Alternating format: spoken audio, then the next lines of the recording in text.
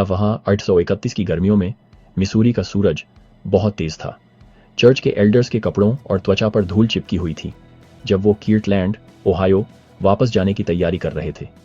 ये लोग Joseph Smith, Sidney Rigdon, William W Phelps और बाकी सभी ने कुछ बहुत गहरा अनुभव किया था। वो उस जमीन पर खड़े थे जिसे प्रभु ने जयन घोषित किया था, लेकिन उनकी वापसी की यात्रा शांत नहीं थी।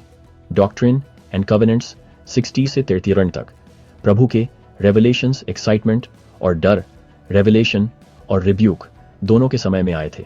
प्रभु ने कहा, वो लोग अपनी टैलेंट जो मैंने उन्हें दी है इंसानों के डर से छुपाते हैं।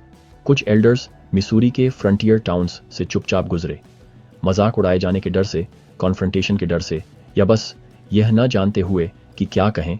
उन्होंने अपनी टेस्टिमोनीज नहीं दी। ये एक मौका चूकना था और प्रभु ने इसे देखा। 1831 का स्पिरिचुअल क्लाइमेट टेंस था। बहुत से लोग इन लैटर डे सेंट्स को शक की निगाह से देखते थे, लेकिन प्रभु ने उन्हें चुप रहने के लिए नहीं बुलाया था। उसने उन्हें प्रीच करने के लिए बुलाया था।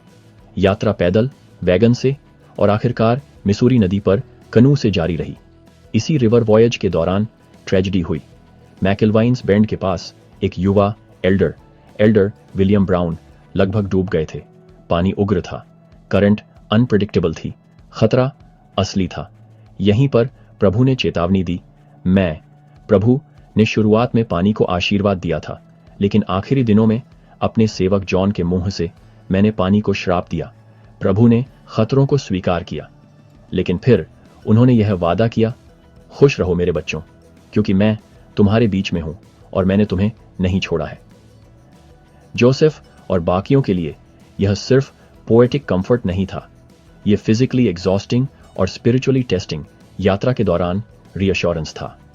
ज़ायोन और कीर्टलैंड के बीच का विल्डरनेस सिर्फ जियोग्राफिक नहीं था, यह उस यात्रा का प्रतिनिधित्व करता था जो हर डिसाइपल को अनिश्चितता और विपत्ति से होकर गुजरनी चाहिए।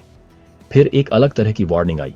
कीर्टलैंड में वापस जैसे ही सेंट्स फिर से इकट्ठे हुए, अफवाहें और झूठे स्पिरिचुअल क्लेम्स फैलने लगे। कुछ सेंट्स विश्वास बनाने के बजाय साइंस की तलाश करने लगे थे। प्रभु ने उत्तर दिया, याद रखें कि जो ऊपर से आता है वह पवित्र है और उसे सावधानी से और आत्मा के कंस्ट्रेंट से कहा जाना चाहिए। शुरुआती चर्च में स्पिरिचुअल मैनिफेस्टेशंस एक्सिलरेटिंग और खतरनाक दोनों थे।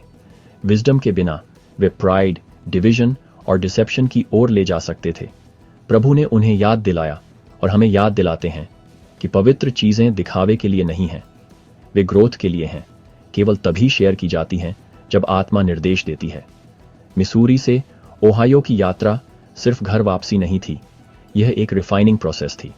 प्रभु ने असली challenges, silence, fear, danger, pride का इस्तेमाल अपने सेवकों को आकार देने के लिए किया।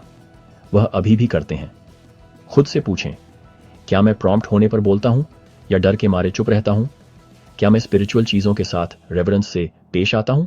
उन शुरुआती एल्डर्स की तरह हम घर के रास्ते पर चल रहे हैं और प्रभु अभी भी हमारे बीच में हैं।